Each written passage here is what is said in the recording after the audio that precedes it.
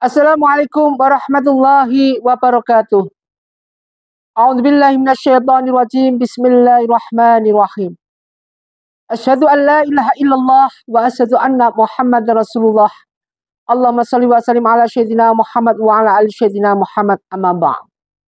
Bismillahirrahmanirrahim. Qalu a idza mitna wa kunna turaba wa idzaman inna lamab'utsun.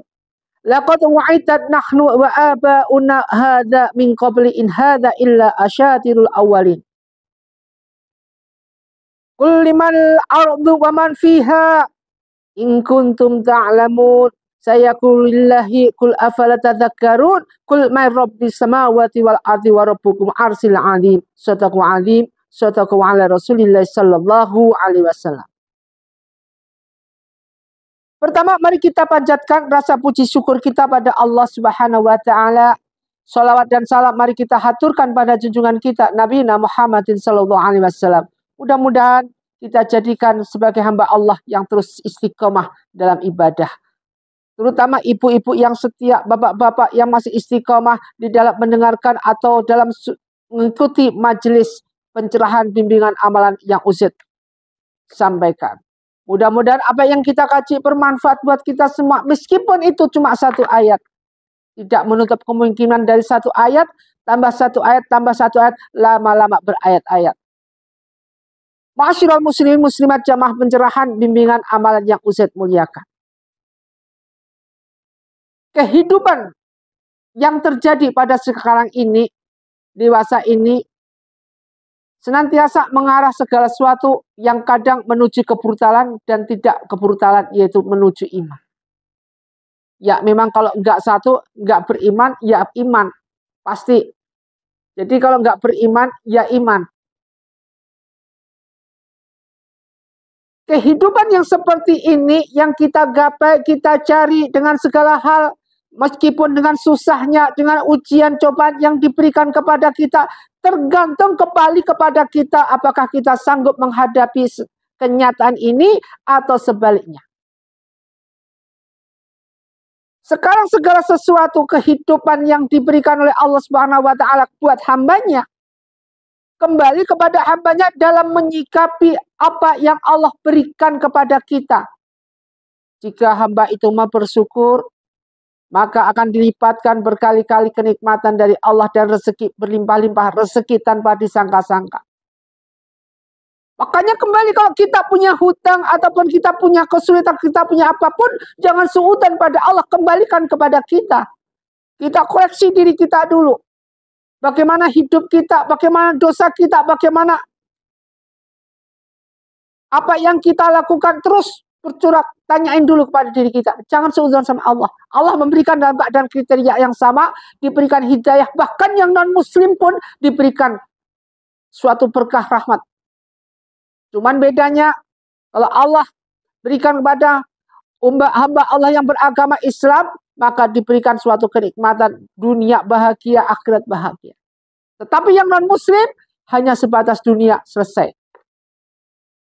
Ma'asyiral muslimin muslimat, jamaah pencerahan bimbingan amalan yang Ustaz muliakan. Ketika kita tahu dengan hidup ini, maka kita kembali apa tujuan daripada hidup kita. Tujuan daripada hidup kita untuk apa? Kalau hanya untuk bersenang-senang, silahkan. Kalau hanya untuk berduet ria, silahkan. Tetapi ingat, di saat kita bahagia, tidak mengenal Allah dengan adanya apapun, nanti orang kalau bahagia seperti ini pasti akan jungkel, susah. Ketika susah baru ingat pada Allah Subhanahu wa taala. Nah, tujuan hidup kita apa? Kalau seperti ini, jika memohon pada Allah, Rabbi firli warhamni wajburni warfa'ni warzuqni watini wa'afini wa'fu'ani, Allah nggak berikan. Kenapa? Karena Allah Maha tahu segalanya. Qala Rasulullah sallallahu alaihi wasallam, disebutkan dalam hadis riwayat At-Tabrani. Di sini tentang apa tujuan hidup kita. Qala Rasulullah sallallahu alaihi wasallam, barang siapa yang dibangun di pagi hari, namun hanya dunia yang dipikirkannya, sehingga seolah-olah dia tidak melihat hak Allah padanya. maka Allah akan menanamkan 4 penyakit dalam dirinya.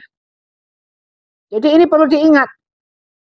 Jadi tujuan hidup kita ini apa, semuanya apa, harus benar-benar tartil, benar-benar paham. Jangan sampai cuma abal-abalan saja. Karena tujuan hidup kita nanti dunia dan akhirat terus berkesinambungan, tidak akan pernah lepas.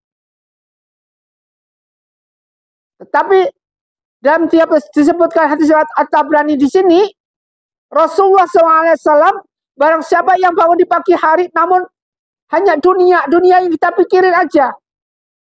Tidak pernah kita memikirkan yang lain. Dunia, menghitung-hitung harta, ini yang dipikiri. Sehingga seolah-olah dia tidak melihat hak Allah. Maka Allah akan menanamkan 4 penyakit dalam dirinya.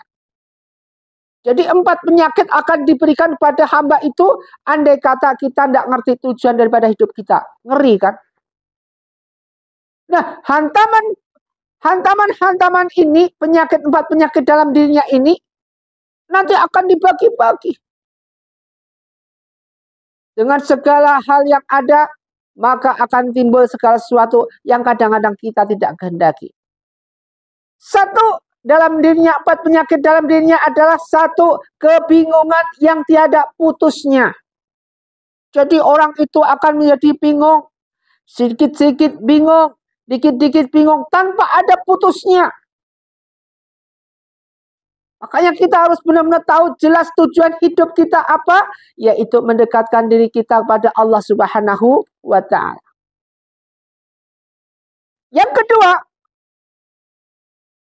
Allah akan menanamkan 4 penyakit yang kedua dalam diri si fulan, yaitu kesibukan yang tidak ada ujungnya. Kalau tadi kebingungan yang tiada putusnya, lupalah iman kita jadi tipis.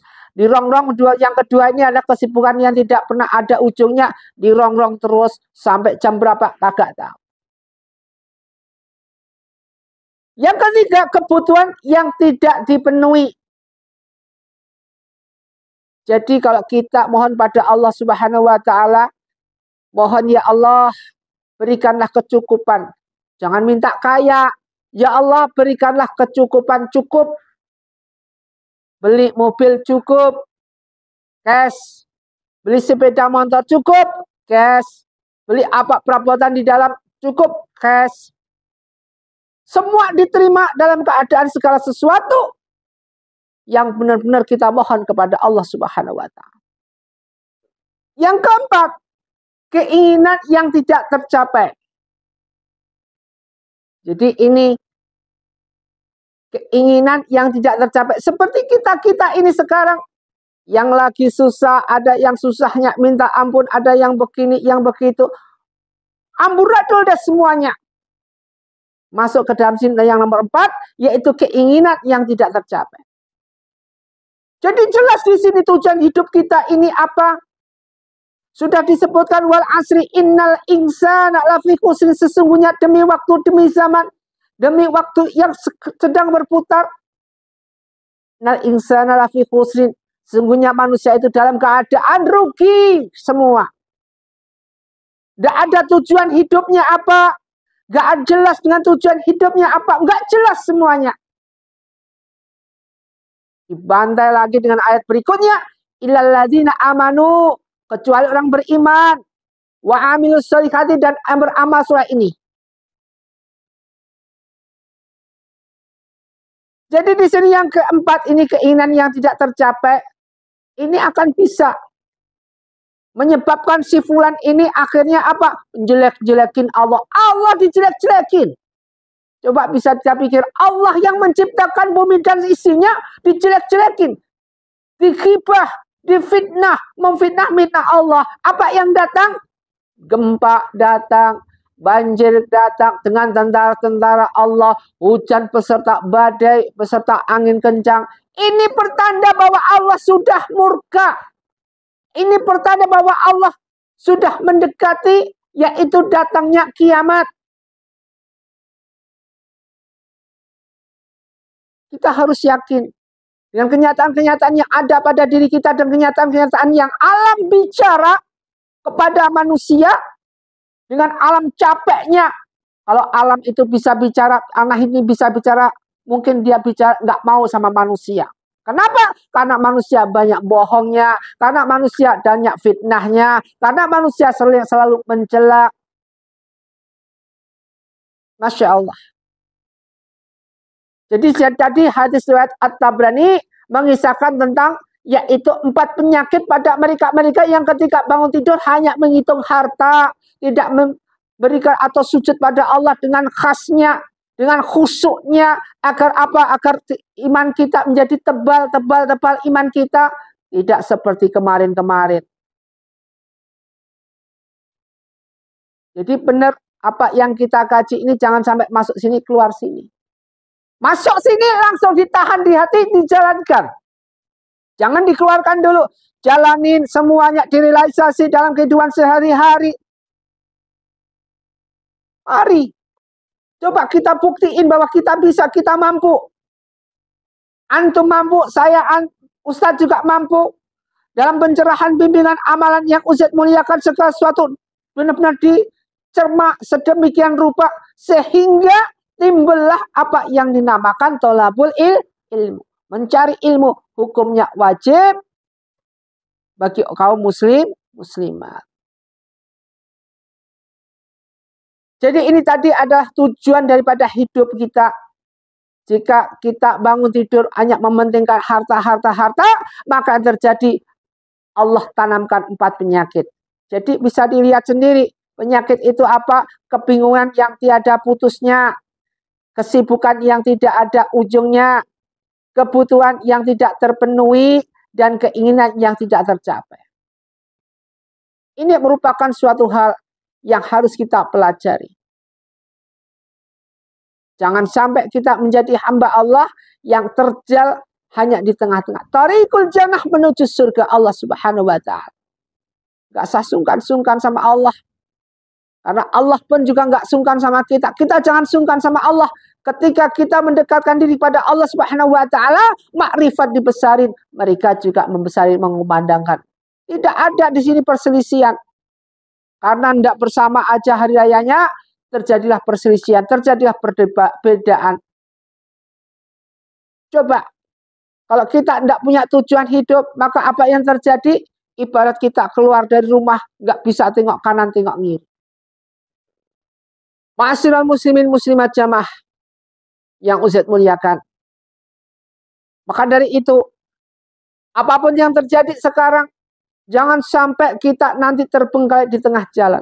Apapun yang terjadi ketika kita melangkah, jangan pernah sampai antum melihat ke belakang. Tidak akan ada ujungnya, tidak ada akan batasnya, tidak ada rasa kenyangnya. Meskipun barusan makan, meskipun barusan minum, nggak ada rasa kenyangnya. Artinya apa? Apa yang kita cari tidak berkah barokah. Ma'asyiral muslimin muslimat jamaah pencerahan bimbingan Ustadz muliakan. Jadi tadi ada 4 yang akan Allah tanamkan pada 4 penyakit mereka yang sakit, punya penyakit hati. Mereka yang punya penyakit segala sesuatu yang tidak bisa disembuhkan. Sumbernya hanya beberapa hal yang harusnya kita lakukan. Sholat lakukan. Dengan sholat inilah mencegah dari perbuatan keji dan mungkar. Jadi kebingungan yang tidak putusnya, kesibukan yang tidak pernah ada ujungnya, kebutuhan yang tidak terpenuhi, dan keinginan yang tidak tercapai. Hadis riwayat Tabrani. Marilah dengan apa yang kita kaji pagi hari ini, meskipun sedikit, meskipun apa yang Ustadz sampaikan kadang-kadang tidak berkenan di hati antum semua, Ustadz secara pribadi mohon maaf yang sebesar-besarnya. Ma'asyiral muslimin muslimat jamaah pencerahan bimbingan amalan yang Ustadz muliakan. Mari segala sesuatu kita belajar dari segala kesalahan yang ada. Jangan sampai segala sesuatu yang menimpa kepada kita kembali lagi muncul dengan sifat kriteria yang sama. Muncul dengan sifat dan etika yang gak jelas. Segala sesuatu yang berhubungan dengan husnul amal, mari kita jelaskan. Mari kita godok semua dan kita buktikan dalam realisasi kehidupan sehari-hari. Penting ini. Rabbana la tu'akhirna in nasi'na wa akhtana. Rabbana wa tahmil alaina isra kama hamaltahu 'alal ladzina min qablina. Rabbana wa la tuhammilna ma la taqul lana bi. Wa'fu 'anna waghfir lana warhamna anta maulana fansurna 'alal qaumil kafirin. Mudah-mudahan bermanfaat apa yang kita kaji. Mohon doa terus pada Allah Subhanahu wa taala agar apa yang kita lakukan diridhoi oleh Allah Subhanahu wa taala dalam suatu majelis ini, majelis pencerahan bimbingan amalan yang Ustaz muliakan. Semoga bermanfaat apa yang kita kaji. Usikum wa nafsi bittaqwallah. Wassalamualaikum warahmatullahi wabarakatuh.